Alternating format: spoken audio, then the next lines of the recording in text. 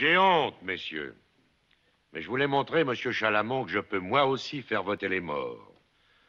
Le procédé est assez méprisable, croyez-moi. Moi aussi, j'ai un dossier complet, 300 pages.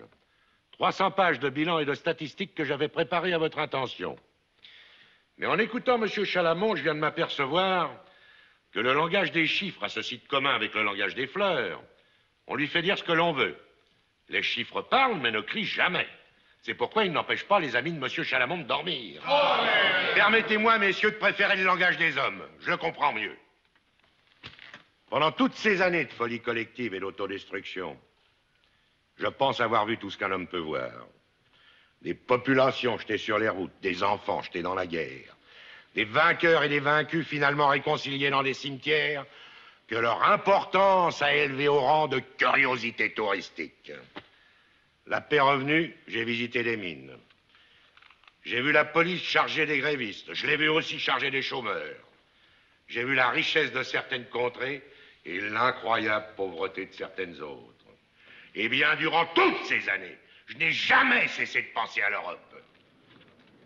Monsieur Chalamont, lui, a passé une partie de sa vie dans une banque, à y penser aussi. Nous ne parlons forcément pas de la même Europe.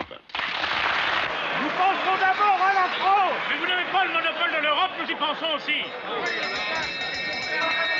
Tout le monde parle de l'Europe. Mais c'est sur la manière de faire cette Europe que l'on ne s'entend plus. C'est sur les principes essentiels que l'on s'oppose. Pourquoi croyez-vous, messieurs, que l'on demande au gouvernement de retirer son projet d'union douanière? Parce qu'il constitue une atteinte à la souveraineté nationale? Non, pas du tout.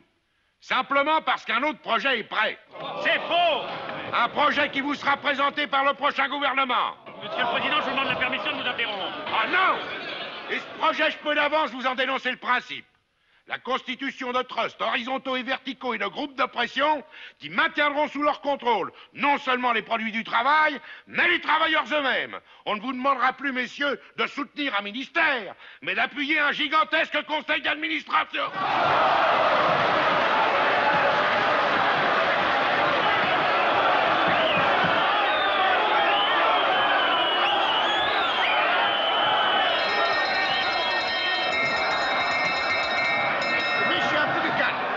Est à monsieur le président du conseil. Si cette assemblée avait conscience de son rôle, elle repousserait cette Europe des maîtres de forge et des compagnies pétrolières. Cette Europe qui a l'étrange particularité de vouloir se situer au-delà des mers, c'est-à-dire partout, sauf en Europe. Car je les connais, moi, ces Européens à tête d'explorateurs. La France de 89 avait une mission civilisatrice à remplir. Et quelques profits à en tirer. Il y avait des places à prendre. Le devoir de la France était de les occuper pour y trouver de nouveaux débouchés pour son industrie, un champ d'expérience pour ses armes. Et une école d'énergie pour ses soldats, je connais la formule. Eh bien, personnellement, je trouve cette mission sujette à caution et le profit dérisoire. Sauf, évidemment, pour quelques affairistes en quête de fortune et quelques missionnaires en mal de conversion. Or, je comprends très bien que le passif de ces entreprises n'effraie pas une assemblée où les partis ne sont plus que des syndicats d'intérêt.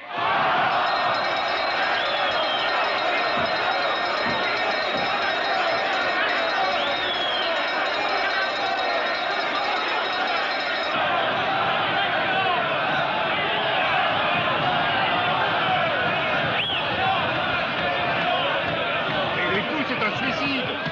Non, mais c'est un adieu.